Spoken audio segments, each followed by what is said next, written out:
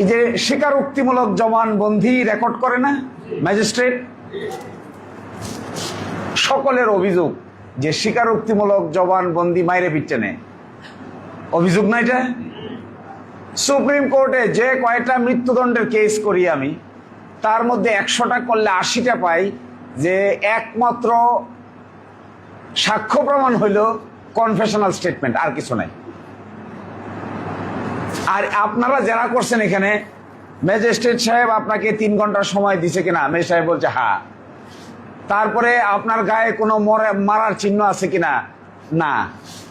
Magistrate সাহেবকে যত কিছু যারা করছে সব ঠিক আছে, অথচ আমাদেরকে কোর্টে গিয়ে আমরা বলতেছি যে নির্যাতন করে, নিপীড়ন করে, জোর করে আমাকে স্বীকারোক্তিমূলক জবানবন্দি নিছে, অথচ ওই সিস্টেমটার কোনো ডেভেলপ করছি না আমরা। সিস্টেমটা কি?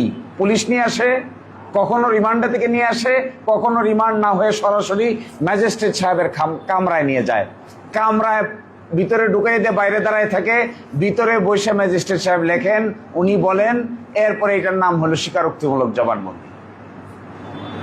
আসামি পরে অভিযোগ করে যে আমারে পিটাইছিল, আমারে মারছিল, লেখে দিছিল, সময় দেয় নাই, স্যার যা কইছে তার উপর স্বাক্ষর দেয়।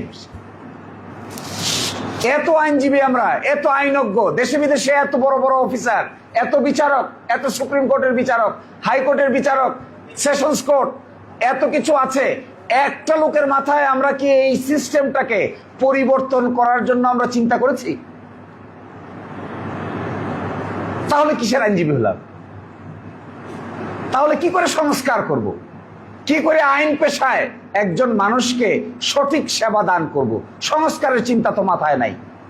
এক লোক এসে তো কেউ তাই সে বলে না যে আসলে এখন থেকে চলেন, যখন কনফেশন রেকর্ড করা হবে তখন আসামি পক্ষের আইনজীবীও ওনার সাথে থাকবে, এই নিয়ম করি আমরা।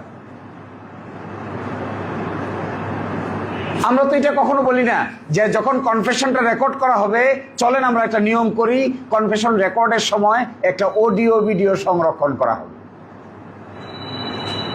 আমরা তো কেউ এসে বলি না যে কনফেশন মানে কি? কনফেশন মানে কেউ অনুশোচনা করে নিজের অপরাধের কথা নিজেই স্বীকার করে দিচ্ছে, এটার নাম কনফেশন। এইটা সাধারণত মানুষ তওবা করলে করে। ইসলাম ধর্মে আছে, খ্রিস্টান ধর্মে আছে, হিন্দু ধর্মে আছে অনুশোচনা। অনুশোচনা থেকে মানুষ সত্যি কথা বলে দেয়, কিন্তু দেখা যাচ্ছে অনুশোচনা থেকে এমন সত্যি কথা বলে, প্রতিটা কনফেশনের পিছনে একটা না একটা 3rd ডিগ্রি মেথডের নির্যাতনের চিত্র থাকে। তার কিসের অনুশোচনা হলো? এটা জোর করে যদি কথা বলাইতে হয় তো অনুশোচনা হইলো কই?